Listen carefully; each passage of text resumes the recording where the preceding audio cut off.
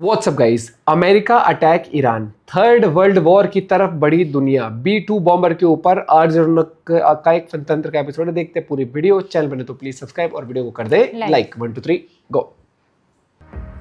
दोस्तों, तारीख थी 1 मई, साल था 1960 और जगह थी उस वक्त का यूएसएसआर यानी सोवियत यूनियन। ये कोल्ड वॉर का वक्त था। यूएसएसआर और अमेरिका खुद को एक दूसरे से ज्यादा ताकतवर साबित करने में लगे थे। इसी दौरान अमेरिका सोवियत यूनियन के परमाणु ठिकानों की जासूसी करने के लिए U-2 नाम का एक स्पाई प्लेन सोवियत संघ में भेजता है। उस वक्त यह प्लेन धरती से 70,000 फीट यानी 21 किलोमीटर की ऊंचाई पर उड़ सकता था। अमेरिका को पूरा भरोसा था कि इतनी ऊंचाई पर कोई रडार उसे पकड़ नहीं पाएगा, न ही इतनी हाइट पर कोई मिसाइल उसे गिरा पाएगी। लेकिन सोवियत संघ किसी मामले में कम थोड़ी ना था। इतनी ऊंचाई पर उड़ने के बावजूद सोवियत संघ के एंटी एयरक्राफ्ट सिस्टम ने उसे डिटेक्ट कर लिया और उस पर SA-2 सैम मिसाइल दाग दी। एयरक्राफ्ट पर मिसाइल अटैक होते ही U-2 के पायलट फ्रांसिस गैरी पावर्स ने पैराशूट के साथ उससे छलांग लगा दी। सोवियत आर्मी ने पावर्स को जिंदा पकड़ लिया। मामला सामने आया तो अमेरिका ने झूठ बोल दिया कि यह तो मौसम की जानकारी लेने वाला वैज्ञानिक विमान था।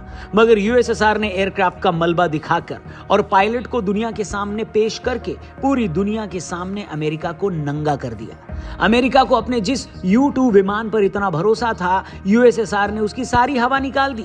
पूरी दुनिया में अमेरिका की बेइज्जती हो गई, मगर अमेरिकन भी हार मानने वाले थे नहीं। यही वो टाइम था जब अमेरिका ने रियलाइज किया कि अगर उसे खुद को मिलिट्री सुपर पावर बनाना है तो उसे एक ऐसा एयरक्राफ्ट डेवलप करना होगा जो कि दुनिया के किसी रडार की पकड़ में ना आए। यही सोचकर उसने सबसे पहले SR-71 ब्लैकबर्ड डेवलप किया, जो कि हाई स्पीड रिकॉन प्लेन था। फिर उसने F-117 nighthawk stealth fighter plane बनाया और आखिरकार जो प्लेन बनकर सामने आया उसका नाम था B-2 स्टेल्थ बॉम्बर। जी हाँ, वही B-2 स्टेल्थ बॉम्बर जिसके एक विमान की कीमत $2.1 बिलियन है। जी हाँ, एक बॉम्बर 17,000 करोड़ का है। लेकिन इस बॉम्बर को दुनिया के किसी देश को वो नहीं बेचता। रडार एब्जॉर्बेंट कोटिंग की वजह से ये दुनिया के किसी रडार की पकड़ में नहीं आता। ये एक बार में 18,000 किलो से भारी बम ले जा सकता है। ये इतना महंगा है कि अमेरिका ने भी ऐसे सिर्फ 20-22 बॉम्बर ही बनाए हैं। इसे अमेरिका की नॉर्थरॉप ग्रुमन कंपनी ने बोइंग के साथ मिलकर बनाया था। इसे 2011 में अमेरिकी फौज में शामिल कर लिया गया। ये 50,000 फीट से भी टारगेट को पिन पॉइंट हिट कर सकता है। एक बार में 18,000 किलोमीटर का ये सफर तय कर सकता है। और दुनिया के सबसे ताकतवर इसी B-2 बॉम्बर से अमेरिका ने 22 जून की सुबह 4:30 बजे ईरान के 3 परमाणु ठिकानों पर हमला कर दिया। अमेरिका ने इन साइट्स पर 30,000 पाउंड वजन के क्लस्टर बॉम्ब्स गिराकर उन्हें पूरी तरह बर्बाद कर दिया। जिन 3 ठिकानों पर ये बम गिराए गए हैं उनमें फोर्डो, नतांज और इस्फहान शामिल है। इन 3 में भी सबसे बड़ा हमला फोर्डो पे किया गया। नतांज के बाद फोर्डो में ईरान का दूसरा सबसे बड़ा यूरेनियम प्यूरिफिकेशन प्लांट था। यह प्लांट एक पहाड़ी के नीचे 295 फीट की गहराई में था। यही वजह थी कि इजरायली मिसाइल्स ने नतांज और इस्फहान की न्यूक्लियर साइट्स पर तो हमले कर दिए थे, लेकिन फोर्डो के प्लांट पर वो चाहकर भी हमला नहीं कर सकते थे। सारी दुनिया को पता था कि यह काम अमेरिका के B-2 स्टेल्थ बॉम्बर के अलावा और कोई नहीं कर सकता, क्योंकि B-2 स्टेल्थ बॉम्बर में ही GBU-57 MOP जैसे ताकतवर क्लस्टर बॉम्ब्स लगाए जा सकते हैं। आपको बता दें कि एक GBU-57 क्लस्टर बॉम्ब का वजन 13,600 किलो होता है। इतना बड़ा बम B-2 बॉम्बर के अलावा और किसी फाइटर जेट में फिट नहीं हो सकता। इसीलिए इजराइल भी लगातार अमेरिका से बोल रहा था कि वो आगे आकर ये काम करे। उधर अमेरिका ने भी बड़ी चालाकी से इस पूरे ऑपरेशन को अंजाम दिया। पहले तो अमेरिका ने यह बोलकर सबको उलझा दिया कि अभी हम 2 हफ्ते तक इस लड़ाई में शामिल नहीं होंगे। अभी नहीं। फिर उसने नॉर्थ कोरिया के पास अपने एयरफोर्स बेस पर कुछ एक्टिविटी की, जिससे कुछ लोगों को लगा कि अमेरिकी बॉम्बर यहां से उड़ान भरेंगे। फिर लोगों को लगा कि शायद वो भारत के साउथ में हिंद महासागर में स्थित डियागो ग्रासिया एयरबेस से अमेरिकी बॉम्बर आएंगे। लेकिन अमेरिका ने वो किया जिसकी किसी को उम्मीद नहीं थी। B-2 बॉम्बर्स ने ये उड़ान सीधे अमेरिका के मिसूरी से ईरान तक आने में इन बॉम्बर्स को लगभग आधी दुनिया कवर करनी पड़ी। खबर है कि कई घंटों की उड़ान के चलते हवा में ही इसमें फ्यूल भरा गया। इजराइल ने वैसे ही कई दिनों के हमलों में ईरान के एयर डिफेंस सिस्टम को खत्म कर दिया था। वो दावा कर रहा था कि ईरान के एयर स्पेस पर अब हमारा कब्जा है। बस फिर क्या था, 22 जून की सुबह ये बॉम्बर सिर्फ कुछ ही मिनटों में नतांज, फोर्डो और इस्फहान पर क्लस्टर बॉम्ब्स गिराकर चले जाते हैं। आपको बता दें कि जो GBU-57 क्लस्टर बॉम्ब्स इन साइट्स पर गिराए गए हैं उन्हें न्यूक्लियर बॉम्ब के अलावा दुनिया का सबसे ताकतवर बम माना जाता है। ये अर्थ पेनिट्रेटिंग बॉम्ब है, यानी ये धरती का सीना चीर कर उसके नीचे कई 100 फीट तक टारगेट को हिट कर सकता है। अमेरिका ने इसे खासतौर पर बनाया ही इसलिए था कि ईरान, नॉर्थ कोरिया जैसे देशों की अंडरग्राउंड न्यूक्लियर फैसिलिटीज को हिट किया जा सके।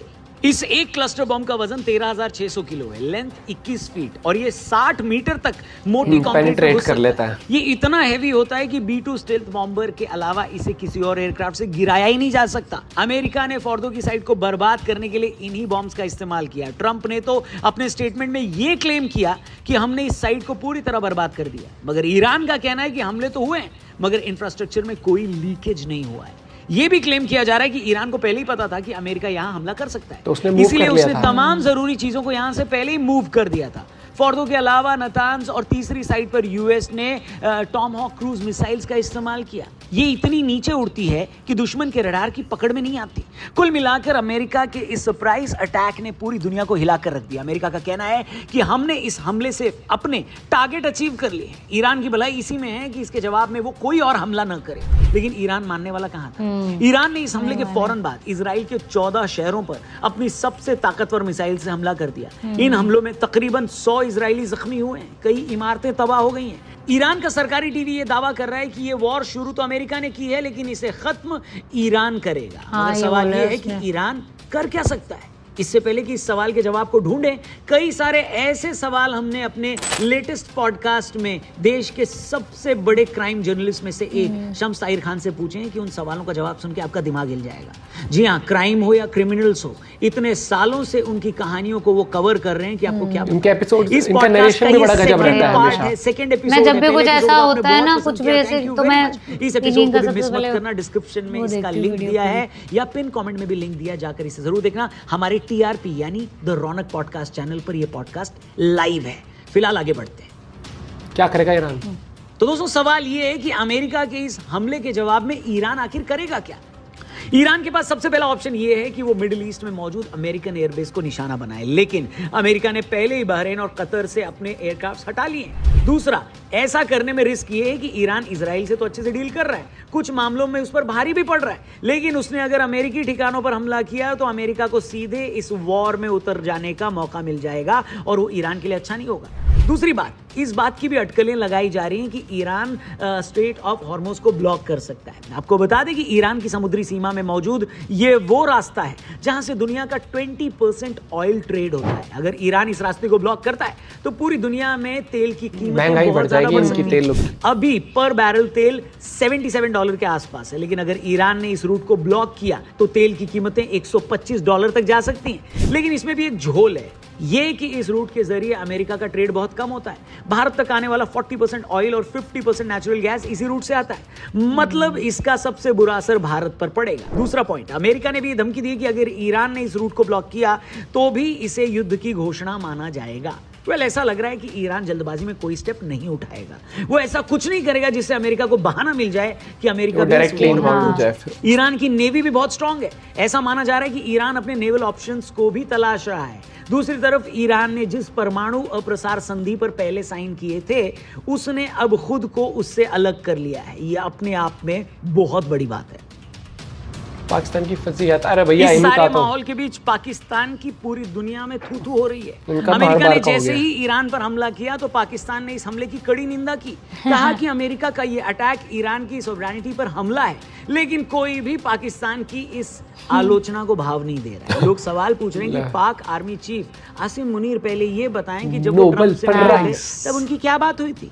जहां तक कहा जा रहा है कि चंद डॉलर के लालच में पाकिस्तान ने अपने ही मुस्लिम पड़ोसी मुल्क ईरान की हिफाजत का सौदा कर दिया है। पाकिस्तान ने अपने आर्मी बेस अमेरिका के हवाले कर दिए हैं। लोग यहां तक पूछ रहे हैं कि जो पाकिस्तान सरकार 2 दिन पहले डोनाल्ड ट्रंप के लिए नोबेल पुरस्कार की डिमांड कर रही थी, वही पाकिस्तान की सरकार आज किस मुंह से अमेरिका के प्राइस के साथ अपना प्राइस भी तो फिक्स कर दिया था। जिस देश का राष्ट्रपति तुम्हें 2 दिन पहले शांति का मसीहा लग रहा था, वही शांति का मसीहा आज दूसरे देश में जाकर बम गिरा रहा है।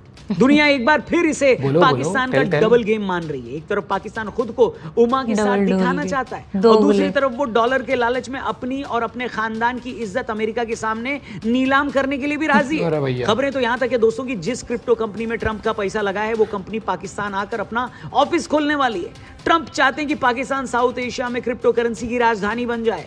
अब समझ आया दोस्तों कि क्यों ट्रंप लगातार मुनीर को बोटियां डाल रहा है और पाकिस्तान का ये फेल्ड मार्शल क्यों उसके आगे दुम हिला रहा है। अब समझ में आया। मगर ईरान ने भी 2 दिन पहले बिना पाकिस्तान का नाम लिए धमकी दे दी है कि अगर किसी देश ने इस लड़ाई में इजराइल या अमेरिका का साथ दिया तो वो देश भी अंजाम भुगतने के लिए तैयार रहे। अगर आप मुझसे पूछें तो दोस्तों ट्रंप ने पाकिस्तान को बुरी तरह फंसा दिया है। पाकिस्तान का साल 2 साल में वही हश्र होने वाला है जो 2001 में 9/11 के हमले के बाद हुआ था।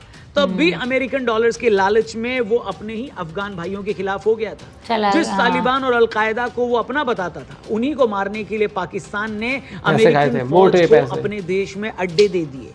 इनका कोई ब्रदर मुल्क या कुछ नहीं है। अमेरिका के अफगानिस्तान से जाते ही तालिबान पाकिस्तान के खिलाफ हो गया और खैबर पख्तूनख्वा में आज पाकिस्तान की फौज टीटीपी से निपट नहीं पा रही है। कुछ वैसा ही पाकिस्तान के साथ अब ईरान के केस में भी होने वाला है। पहली बात तो ये कि ईरान कोई अफगानिस्तान या पैलेस्टीन जैसा चुन्नू मुन्नू देश नहीं है दोस्तों। आज नहीं तो कल ये वॉर खत्म हो जाएगी, लेकिन ईरानी हुकूमत कभी नहीं भूलेगी कि पाकिस्तान ने उनके साथ किया क्या है। अब सोचिए तब पाकिस्तान का क्या होगा। उसके ईस्टर्न बॉर्डर पर भारत है जिससे उसके रिश्ते अच्छे नहीं है। अब उसके वेस्टर्न बॉर्डर पर तालिबान है। ऐसे में ईरान से भी पाकिस्तान ने अपने रिश्ते खराब कर लिए। तो भैया अपने लालच की वजह से पाकिस्तान चारों तरफ से दुश्मनों से घिर गया है। लेकिन 2 कौड़ी का ये लालची देश पाकिस्तान अभी ये सब समझ नहीं पा रहा है। ट्रंप आज लगेगा 2-3 साल में नहीं रहेंगे, तब कोई और अमेरिकन राष्ट्रपति आएगा, फिर पाकिस्तान कहां जाएगा। जो भी हो इस वक्त सिचुएशन बड़ी सीरियस हो चुकी है। सारी दुनिया की निगाहें अब भी रशिया और चाइना पर टिकी हैं। रशिया और चाइना ने अमेरिकन हमले को क्रिटिसाइज तो किया है, लेकिन कोई भी खुलकर अभी ईरान के साथ आया नहीं है। सवाल ये कि अगर रशिया या चाइना में से एक भी देश उसी तरह ईरान की मदद करने लगा जैसे अमेरिका और यूरोप रूस के खिलाफ यूक्रेन की मदद कर रहे हैं, तो रशिया आ सकता है, बहुत ज्यादा रायता फैलेगा। इसका आप इस बात से अंदाजा लगाइए कि हमास जिसके पास कुछ 100 लड़ाके हैं जो अपने आप में किसी देश की आर्मी का हिस्सा भी नहीं है, जब 2-2.5 साल बाद इजराइल उसे भी पूरी तरह खत्म नहीं कर पाया तो ईरान को तो कुछ दिनों की लड़ाई में वो कैसे हरा पाएगा बताओ। ईरान की आबादी 8.5 करोड़ है। वो तेल बेचने वाले देशों की लिस्ट में 4थे नंबर पर है। उसके पास नेचुरल गैस का सबसे बड़ा रिजर्व है। मतलब पैसे की कोई कमी नहीं है। अब अगर कोई ये सोच रहा है कि अमेरिका ईरान को कुछ दिनों में हरा देगा तो ऐसा सोचना बहुत बड़ी भूल होगी। बाकी दोस्तों आप बताइए कमेंट करके क्या लगता है ईरान और इजराइल की लड़ाई में अभी कौन भारी पड़ रहा है, और आपको लगता है ईरान को पाकिस्तान को पेल देना चाहिए? क्यों? क्योंकि पाकिस्तान ने उसके साथ धोखेबाजी की। जो भी आपको लगे कमेंट करके बताना, और जाने से पहले डिस्क्रिप्शन में और यार वो वाली वीडियो देखो ना जो मैं बोल रही हूँ, उस पर हमने रिएक्ट भी किया था मेजर गौरव आर्य वाली। उन्होंने क्या बोला था पिछले साल या 6-7 महीने पहले की वीडियो अभी देखना दोस्तों। अभी क्या होगा, पाकिस्तान वो यूएस क्या करेगा, पाकिस्तान को पेट करेगा, ऐसे बोला था उन्होंने। वैसे वो खाना खिला दिया ऐसे करके, हाँ उन्होंने यही बोला। नमक खा लिया। और ईरानियों, उन्होंने क्या बोला था, और ईरानियों को मैं बताना चाह रहा हूँ कि आपकी पीठ में कंजर पाकिस्तानी घोपेगा, और ये हुआ क्योंकि इसकी फितरत से सब इतने। और इनका तो देखा गया 6-8 महीने पहले भी वीडियोस आई थी, इनकी आपस में नहीं बन रही ना इनकी। हाँ। बलूचिस्तान वाले एरिया में, क्योंकि 2 बलूचिस्तान है, एक उस तरफ है एक इस तरफ है, और वो उसके ऊपर डिस्प्यूट ऑलरेडी चल रही है। और प्लस पाकिस्तान ने अभी जो 24 घंटे के अंदर जो पलटा है, ये नोबेल प्राइज से एकदम से क्रिटिसिज्म पर ट्रंप के खिलाफ हुआ है। ट्रंप, मुझे तो लग रहा है ट्रंप ने सिर्फ माइंड डाइवर्ट करने के लिए वो गेम खेला था। उसने कहा कि फ्री मील दे देते हैं इनको, वो नहीं होता है हैप्पी मील दे दिया इनको, but there is no free meal, there is no free lunch. उसने माइंड डाइवर्ट करने के लिए करा था। और प्लस पाकिस्तान का तो टाइम एंड अगेन प्रूव है, इतिहास रहा है, उन्होंने किस तरीके से अमेरिका की मदद करी है हमेशा से ही। अफगानिस्तान वाले उनकी छोड़ो, और यहाँ पर बात आ जाती है कि जैसे ये जो B2 बॉम्बर बनाया इन्होंने, भाई क्या टेक्नोलॉजी यूज करी है, और इतना शातिर है अमेरिका किसी को बेचता भी नहीं है। 17,000 करोड़ 20 या 22 है उनके पास, और इसका नेक्स्ट जनरेशन भी बनाने वाले हैं वो। मतलब डिटेक्ट नहीं कर सकते आप, क्या गजब टेक्नोलॉजी है भाई। मतलब कि 30 घंटे तो नॉन स्टॉप उड़ सकता है, रिफ्यूलिंग भी है उसमें, किसी को भनक नहीं लगी। प्लस उसका डिजाइन कितना गजब है, ऐसा लगता है कि बहुत ही मतलब 2000 वो बहुत फ्यूचरिस्टिक है, बहुत ही फ्यूचर से आया हो भाई। टेक्नोलॉजी देखो, हम कितना भी कह ले कि अमेरिका ये, अमेरिका वो, रशिया ये, लेकिन आप ये समझो कि जहाँ टेक्नोलॉजी की बात आती है कि इस तरीके की वॉर वाली, इसमें रशिया और यूएस बहुत आगे है। चाइना का हम कुछ कह नहीं सकते क्योंकि चाइना मतलब से वो गुर्राता है। चाइना कभी कुछ उस तरीके से नहीं करता, ठीक है। और कभी वो वैसे सपोर्ट नहीं करता किसी को। हाँ वो तो पैसे दे देगा। रशिया फिर भी मानता हूँ, हाँ। दोस्ती यारी निभाता है भैया। रशिया का हमेशा टाइम लगे देखा गया।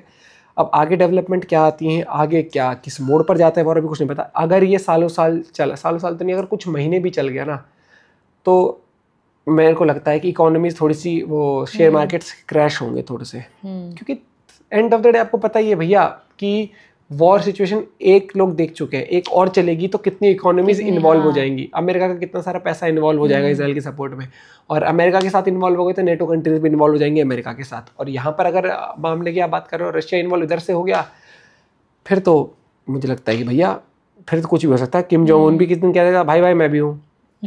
लेट्स सी क्या होता है। बाकी जुड़े रहिए और वीडियोस पे रिएक्शन आते रहेंगे। Bye bye, take care.